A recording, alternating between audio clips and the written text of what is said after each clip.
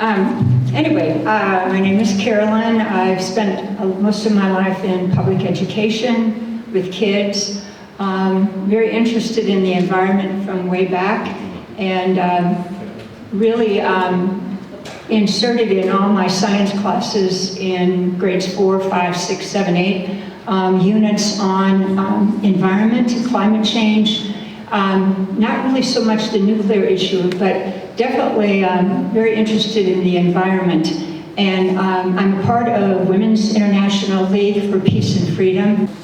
I am, because they asked me to talk a little bit about the environment. Environment is so connected to health that I basically just want, and Anne did such a terrific job of presenting the health issues connected to the environment that I'm just going to basically supplement a couple things that she mentioned.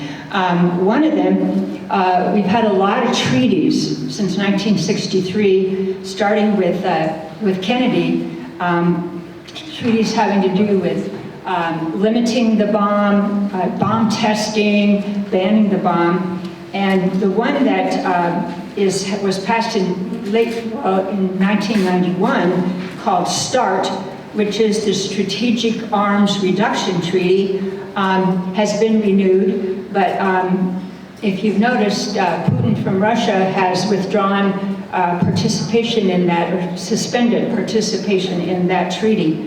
But if you look inside the brochure from Women's International League for Peace and Freedom, it talks about 2 more bills requiring abolishing the nuclear weapon.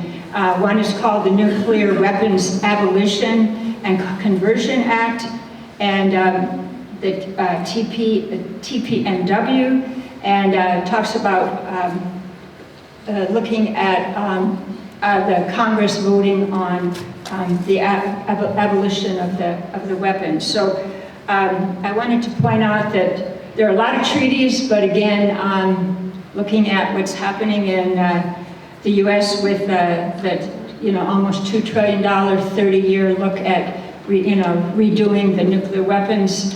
I'm not sure that they're listening. Just like there were many people in Truman's offices that tried to tell him that it's probably that doing a nuclear weapon against Hiroshima or Nagasaki would not work, but no one was listening. In fact, I'm trying to think of his name right now, Szilard or something, from a scientist from University of Chicago, had a petition with 67 scientists from the University of Chicago that were working on the weapon, calling for Truman not to go forward because Germany had surrendered. And there was no purpose in going forward because Japan was close to surrendering. That petition got somehow lost in the shuffle, and Truman, according to what I read, never saw that petition. Another thing was the radiation that Anne brought up, and the radiation poisoning. And I wanted to point out that government officials deliberately worked hard to keep people ignorant about the terrible effects of radiation poisoning. And the American government portrayed the Nagasaki and the Hiroshima bombs as equivalent to large conventional bombs. They didn't go any far in explaining the real danger of an atomic bomb.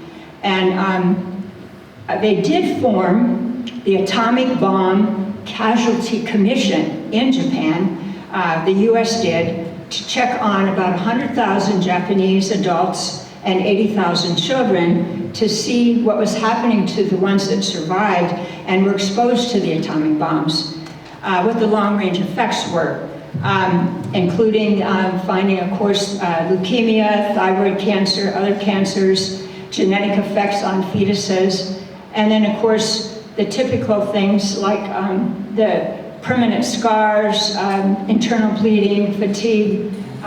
Anyway, Japan denied these survivors compensation for over a decade. In fact, Anne mentioned that they were ostracized in Japanese culture at times. People didn't want to see them because they were so scarred. Also, I was reading New York Times, wrote several articles and references to the Nagasaki and Hiroshima bombing, but often it said that they did not mention and minimized the effects of radiation in the articles, or they were real ambiguous and unclear about how radiation affected the people that had experienced the bomb. So it was really hard to get straight information at that time. But as eventually the radiation contaminations did leak out about it affecting soldiers, civilians, workers at the plants all across the country. It affected the soil, the water, and animals. That it did get out, and as the U.S. arsenal grew and new weapons that were more powerful became concerns, people finally were rising up in protesting the bombing. Another thing that I thought was really interesting was in the Marshall Islands. U.S. took over the Marshall Islands in 1945, and with taking over the islands, of course, they did nuclear testing on those islands, especially on the atolls. They were called the Bikini Atolls. They specifically pinpointed them for the testing. And that's where they relocated there were about 167 atoll, and I looked up how to say that word, atoll inhabitants, and forced them to move out of that area where they were going to do the nuclear testing. And they also did the hydrogen bomb testing there, which destroyed 3 islands and had craters a mile in diameter, so it just showed the power of the hydrogen bomb. Lyndon Johnson in 1968, about 14 years later, promised about 540 people that were relocated in the Bikini Atolls that had been there and had been in parts of the Marshall Islands and been relocated, that it was wrong for them not to be driven away from their ancestral home, and told them they could go back. Well, they went back, and about 10 years later, they did testing on the people that went back, and they found that they had huge levels of radiation in their body, and they had to be relocated again. So that was a failure. The last thing I wanted to mention about all the workers, thousands of workers, Hanford, Kentucky, Oak Ridge, Tennessee, Hanford, Washington, had huge plants that were making all the material for the weapons, the atom bombs, and how disabling it was. But it went beyond that to the miners in the uranium mines. It went to the people working in the storage areas. Anyway, it was just, they had not received enough protection as they worked there, and also they were not properly informed about how dangerous it was to work there. So they really were kind of misguided, a lot of people.